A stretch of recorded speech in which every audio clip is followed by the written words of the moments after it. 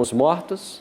Hoje no Brasil nós temos filosofias, nós temos muita gente defendendo que teve contato com pessoas que já morreram. Nós temos muita gente dizendo que conversou com quem já morreu, trazendo mensagens para quem está vivo e sofrendo. O que a Bíblia declara sobre esse assunto? Eclesiastes, capítulo 9, versos 5 e 6, tem algo a nos ensinar. Vamos deixar que a palavra de Deus, que é a autoridade final, nos mostre o que é a verdade. Eclesiastes, capítulo 9, versos 5 e 6, assim diz a palavra de Deus. Porque os vivos sabem que hão de morrer, mas os mortos não sabem coisa nenhuma, nem tampouco terão eles recompensa, porque a sua memória jaz no esquecimento. Amor, ódio e inveja, para eles já pereceram. Para sempre não têm eles parte em coisa alguma do que se faz debaixo do sol. A Bíblia é clara em dizer que os mortos não sabem de coisa nenhuma. Então, se o morto não tem consciência, e Jesus comparou a morte a um sono, em João capítulo 11, por ocasião da morte do seu amigo Lázaro, é impossível que alguém que morra volte para falar com alguém. Damião. Pastor, depois que uma pessoa morre, se eu orar para ela, isso pode ajudar de alguma forma ela? No que ela fez aqui na Terra? Não pode ajudá-la. Por que não pode ajudar? Porque só existe consciência enquanto há vida. Enquanto eu tenho vida, eu tenho consciência. E se eu tenho consciência, eu posso tomar decisões morais e espirituais. Há 3 coisas que põem um limite à oportunidade de salvação de uma pessoa. A primeira delas é quando a pessoa morre. Quando a pessoa morre, ela está selada ou para a salvação ou para a perdição. A condição de salvação de alguém não pode ser mudada depois da morte. Por isso que o apelo de Hebreus, por exemplo, é: hoje, se ouvirdes a sua voz, não endureçais o vosso coração. É em vida que eu tenho que tomar as minhas decisões. Então não adianta orar por quem já morreu. Então a morte põe um fim. O segundo caso que pode acontecer é alguém, mesmo estando em vida, ele pecar contra o Espírito Santo. E nós já falamos aqui nesse programa sobre o que é o pecado contra o Espírito Santo. É insistir tanto numa coisa errada que você deixa de ouvir a voz do Espírito Santo. Se você comete esse pecado, você está perdido eternamente. E não tem como mudar de posição mais. Terceiro, há um momento que a Bíblia descreve que vai terminar a chance de salvação para a humanidade. Isto é visto, por exemplo, em Apocalipse 22, 11, onde João declara que quem é santo continue a santificar-se e quem é ímpio continue na prática da impiedade. Jesus também falou sobre esse momento quando ele contou a parábola das bodas, quando a porta foi fechada e aqueles que estavam de fora não puderam entrar. Então há um momento em que a oportunidade de salvação vai se findar para toda a humanidade. Então, a morte é um desses momentos que põe fim. Então, quem já morreu já está decidido para a salvação ou perdição. Não adianta orar por essa pessoa. É claro que a gente sente saudades, a gente sofre pela ausência, nós podemos lamentar os nossos mortos sem nenhum problema. Agora, a nossa oração tem que ser por quem está vivo. Anderson. Pastor, que caminho essas pessoas que acreditam em espiritismo, que caminho eles estão seguindo? Você percebe que os textos que nós estamos lendo da palavra de Deus, eles são bem claros. Não existe consciência após a morte. A pessoa, quando morre, volta ao pó da terra. Nós não temos uma alma, nós somos uma alma. Agora, por que as pessoas creem tanto nisto? É muito simples. Vá para Gênesis, capítulo 3. Olha o que aconteceu aqui em Gênesis, no capítulo 3. Aqui fala da serpente, a mais sagaz de todos os animais, e que começou a conversar com Eva. Ora, a serpente era uma criatura de Deus, era um animal. Mas nós sabemos de que aqui o inimigo de Deus, Lúcifer, o anjo que havia sido expulso do céu, ele se encarnou nesse animal para conversar com a mulher. Então, o primeiro caso de encarnação, se é que podemos assim chamar, já está aqui em Gênesis 3. E percebe que o diabo, ele veio, se encarnou nesse animal e começou a usar para levar Eva ao pecado. Não existe a possibilidade de um ser humano morrer e ter consciência e se encarnar. Isso não existe. Mas os anjos maus, o próprio Satanás, ele pode tomar o corpo de uma pessoa se a pessoa deixar. O diabo só pode se apoderar de uma pessoa em duas circunstâncias. Quando a pessoa é fraca mentalmente e quando a pessoa é fraca espiritualmente. A pessoa até pode ser fraca mentalmente, mas se ela tem uma forte fé em Deus, o diabo não toma conta dessa vida. A pessoa pode até ser forte mentalmente, mas se ela for fraca espiritualmente, o diabo também não consegue tomar conta. Agora, quando os dois elementos se unem, quando você tem uma pessoa fraca mentalmente e uma pessoa fraca espiritualmente, ela pode dar ocasião para que o inimigo a use falando através dela e agindo através dela. Mas e as pessoas que acreditam em Deus no Espiritismo? Acreditam que aquilo é coisa de Deus, ora em nome de Deus, mas que acha que esse espírito é reencarnado para pagar pecado da vida anterior, acreditando em Deus. O que nós temos a dizer para essas pessoas é o seguinte: primeiro, que nós já aprendemos aqui, de que você não pode se reencarnar para pagar pecados, porque a reencarnação não existe. Segundo, que você tem na Bíblia a orientação de como ter o pecado perdoado.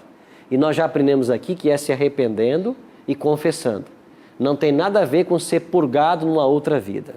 Terceiro, tem muita gente sincera dentro do Espiritismo que está vivendo a religião, crendo servir a Deus. E eu quero até aproveitar e falar para você que está nos assistindo. Talvez você é uma pessoa sincera, temente a Deus. Talvez você é uma pessoa que pratica muitas boas obras, porque essa é uma tônica do Espiritismo. Mas eu quero dizer para você que, com base nos textos que nós estamos lendo nesse livro, não existe a possibilidade da reencarnação, não existe consciência após a morte. A alma é mortal e o ser humano, o homem, é uma alma e não tem uma alma. Com base nesses versos bíblicos, nós desmontamos toda a teoria espírita. Por isso, se você é uma pessoa sincera, Deus vai trabalhar no seu coração para que a verdade que você está aprendendo aqui possa abrir a sua mente e você seja liberto. Porque Jesus declarou em João capítulo 8, 32, conhecereis a verdade e a verdade vos libertará. Só essa verdade pode libertar. Agora olha, Anderson, como que o diabo é estratégico. Imagine você ama muito uma pessoa e você está seguindo por um caminho. A pessoa que você muito ama morre e de repente ela manda uma mensagem para você dizendo: você está no caminho certo. Esta pessoa vai algum dia da sua vida mudar de caminho? Ela não vai querer, porque ela recebeu uma mensagem da pessoa que amava, dizendo que ela estava no caminho certo. Mas, se a pessoa que morre não pode voltar, não foi essa pessoa quem disse para ela. Isso quer dizer que eu posso estar sinceramente equivocado. Eu posso estar sendo sincero nas minhas atitudes, nas minhas decisões, mas eu posso estar enganado, mesmo sendo sincero. É por isso que Deus olha para o coração. É por isso que a nós não compete julgar. Só Deus pode julgar. Deus olha o coração e a verdade de Deus deve ser exaltada para poder nos libertar. Sheila? Voltando aqui, dando continuidade ao que o Damião falou, se é certo orar por quem já morreu, né? No catolicismo se faz missas de 7º, 1 ano, 2 anos, enfim. Eu aprendi assistindo um filme de Lutero, né? Que na hora que ele pagava, subia degraus e degraus, rezando para poder salvar o pai, a mãe, o avô que estava no purgatório. E ele mesmo, conhecedor da Bíblia, parou e viu que aquilo não era certo. Foi daí que começou ele a questionar as coisas que estavam, né? Então, assim, isso me abriu muito a mente, porque se ele, daquela época, um autoconhecedor, estava até traduzindo a Bíblia para a sua língua lá, e ele viu que aquilo estava errado, né? Isso é mostrado, isso era muito bom que as pessoas tivessem a curiosidade de procurar o nosso passado e entender. Por que foi que eu achei isso? Porque alguém chegou para mim e disse, Sheila, todos nós já fomos católicos, todos nós éramos católicos, nunca existiu o evangelho. Aí eu fui estudar, porque eu não queria ser ignorante, e encontrei essa história. Aí depois fui achar Constantino, e assim eu estou me achando nessa linha. E é muito interessante o que ele falou. O meu pai faleceu e eu não quis ir para a missa assim, do 7º dia, eu não quis ir para o enterro, eu não quis ir nem o caixão. Porque eu já estava entendendo, e eu nem conhecia nada da Novo Tempo, nem nada essa parte, né? Mas eu já estava entendendo que o meu pai já não estava mais ali. Quando ele parou de respirar, só estava uma matéria, uma roupa. Ele não estava mais ali. Né? Então hoje eu acredito nisso. Ok. Quando uma pessoa que nós amamos morre, é claro que nós temos que prestar uma homenagem a essa pessoa por tudo que ela fez em vida e por tudo que representou. Você veja que o próprio Cristo, ele foi ao velório do seu amigo. Ele foi lá para ressuscitá-lo, mas ele valorizou isso. Então, a Bíblia não nos condena de forma alguma em nós chorarmos os mortos, em levarmos os queridos até o cemitério, em sepultá-los, em prestarmos homenagem a eles. Não há nenhum problema nisso. O problema está em achar de que ele já está no céu, por exemplo, ou de que ele está se encarnando. Não. A pessoa, quando morreu, ali está o corpo sem vida, sem consciência. O espírito que ele tinha, que a gente conhece como razão, voltou para Deus. Não há mais consciência.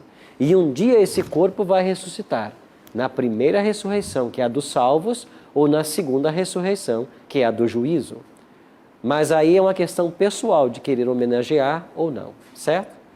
Obrigada. Um outro detalhe interessante que a Bíblia nos apresenta, temos uma pergunta aqui, por favor, Nívia. Pastor, um suicida, mesmo cometendo o ato em desespero, ele será salvo? Como eu declarei para você há pouco, só Deus pode julgar o coração de uma pessoa. Se você olhar a história de Sansão, no livro de Juízes, você vai perceber que Sansão, diz a Bíblia, em sua morte ele matou mais inimigos do que em toda a sua vida. Mas ele foi um suicida, porque ele, ao empurrar as colunas do templo de Dagon, ele sabia que ele morreria junto com eles. Ele foi um suicida. Mas quando você vai para Hebreus capítulo 11, os heróis da galeria da fé, lá está o nome de Sansão. Então você tem claramente aí o nome de alguém que se suicidou e está salvo. Agora, o suicídio dele foi com que intenção? Com a intenção de salvar o povo de Deus dos filisteus, dos inimigos. A psicologia ensina que existe um momento a partir do qual a pessoa não mais tem controle sobre suas ações. É muito difícil nós determinarmos uma pessoa, quando se suicida, se ela estava ainda em poder da razão ou se um trauma tão violento havia arrebatado dela a razão. O certo é que nós não podemos dizer que todo suicida vai se perder. Eu creio que haverá suicidas que vão se perder e suicidas que vão se salvar. Sim, Patrícia? Então, concluindo tudo que foi falado aqui, todas as curas espirituais, né, todos os casos resolvidos, aí que existe até programas de televisão que um médium descobre lá, né, um assassinato, um problema desse tipo. Então, tudo isso são os anjos e Satanás, né, que fazem. Você está falando de coisas diferentes, né? Você está falando de investigações, está falando de curas, você misturou muitas coisas, certo? Para resumir uma coisa só, né? Ok. O que acontece é o seguinte, há pessoas que são sinceras, mesmo indo por um caminho errado. Você pode estar sinceramente equivocada.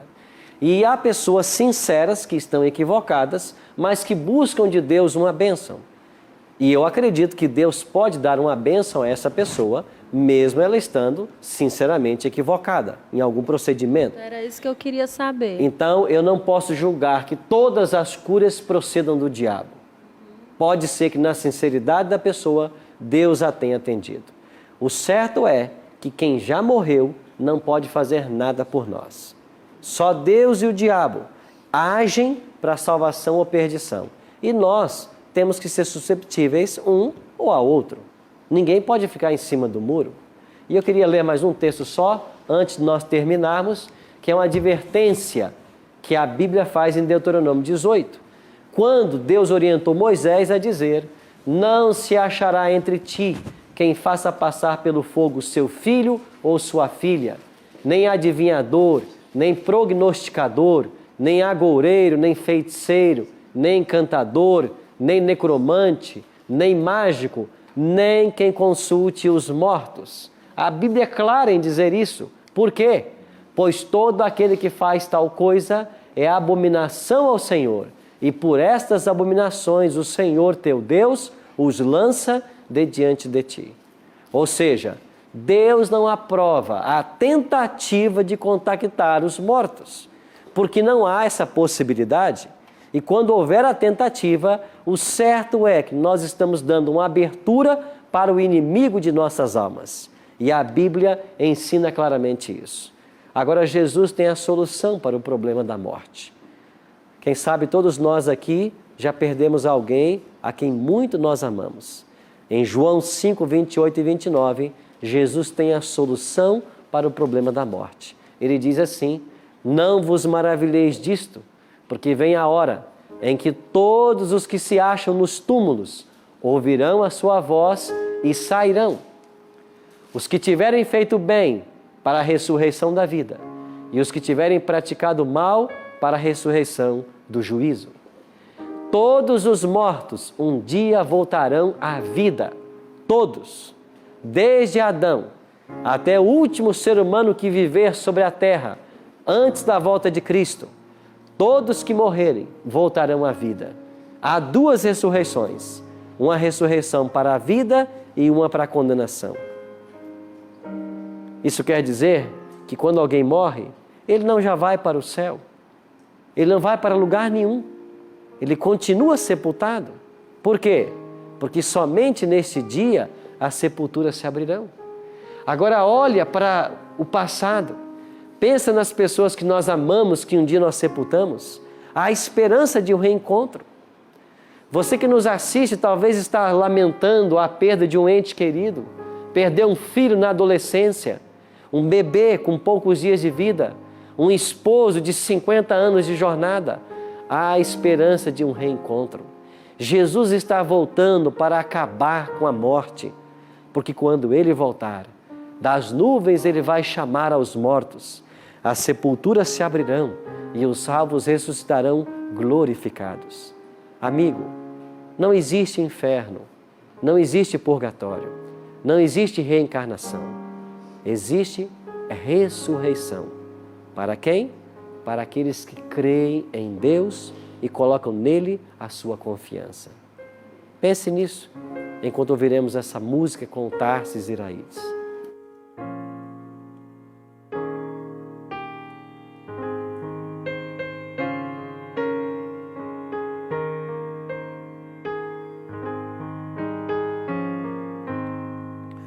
Muito além das estrelas existe um lugar onde Deus preparou a cidade. Nesse lar tão feliz, nesse lar de esplendor, viveremos a paz do amor. Nesse lindo país vou morar com Jesus e para sempre com Ele estarei.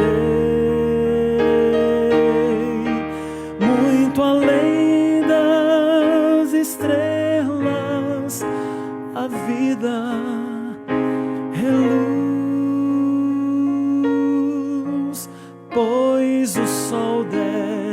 desta vida é Jesus.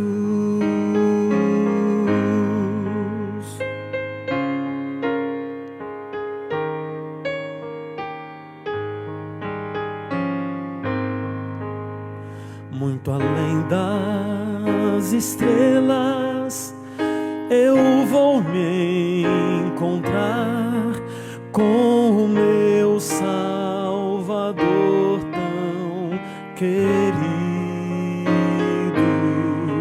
Sua voz vou ouvir, seu amor vou cantar, e em sua glória irei descansar.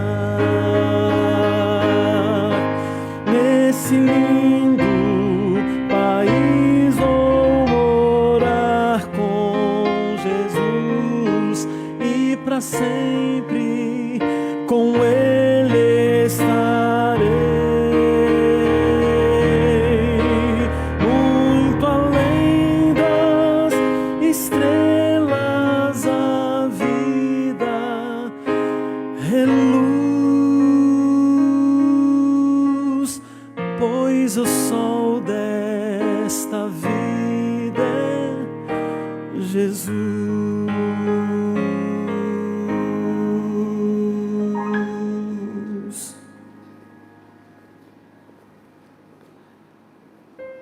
O Apocalipse, capítulo 21, verso 4, nos fala de uma linda promessa. E lhes enxugará dos olhos toda lágrima, e a morte já não existirá. Já não haverá luto, nem pranto, nem dor, porque as primeiras coisas passaram. Esse país maravilhoso que nós ouvimos agora será um país dos reencontros, porque as pessoas que se amam e que foram separadas pela morte se unirão por toda a eternidade. O que eu preciso fazer para estar nesse país? Jesus declarou em João 11, 25, eu sou a ressurreição e a vida. Quem crê em mim, ainda que morra, viverá. O que você precisa fazer? Crer em Cristo como teu Salvador pessoal. Vamos orar? Pai de amor, nós queremos crer no Senhor como um Salvador pessoal. Nós queremos te dar graças porque a tua palavra nos liberta das trevas da ignorância. Nós queremos te louvar porque a morte está com seus dias contados. Nós queremos te louvar porque um dia todas as lágrimas serão enxugadas. E nós habitaremos num país onde nunca mais haverá separação, luto, nem pranto, nem dor. Por isso, abençoa-nos. Abençoe os nossos amigos que estão em casa participando do programa. Que a tua mão poderosa esteja estendida sobre a vida deles agora. Que o Senhor possa abraçar a cada um deles e que a tua paz inunde o nosso coração. Esta é a nossa oração, em nome e por amor de Jesus. Amém. Obrigado, amigo, pela sua participação. Na semana que vem, estaremos juntos para estudarmos um importante tema da Palavra de Deus. Iremos aprender mais sobre o juízo. Eu espero você. Que Deus o abençoe e até lá. O acusador foi derrotado e seu domínio retirado, e com poder Jesus para sempre reinará. Oh, oh.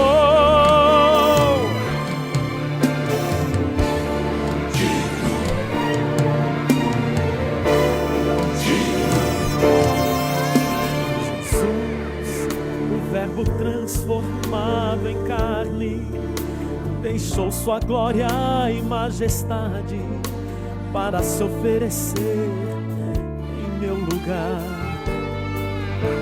Na cruz, uma coroa de espinhos e os cravos que lhe perfuraram, tudo enfrentou aqui para me salvar. Mas pelo seu amor que é tão profundo, a mais intensa dor do mundo, Ele aceitou sentir no coração. As marcas dos açoites do pecado são testemunhas da vitória.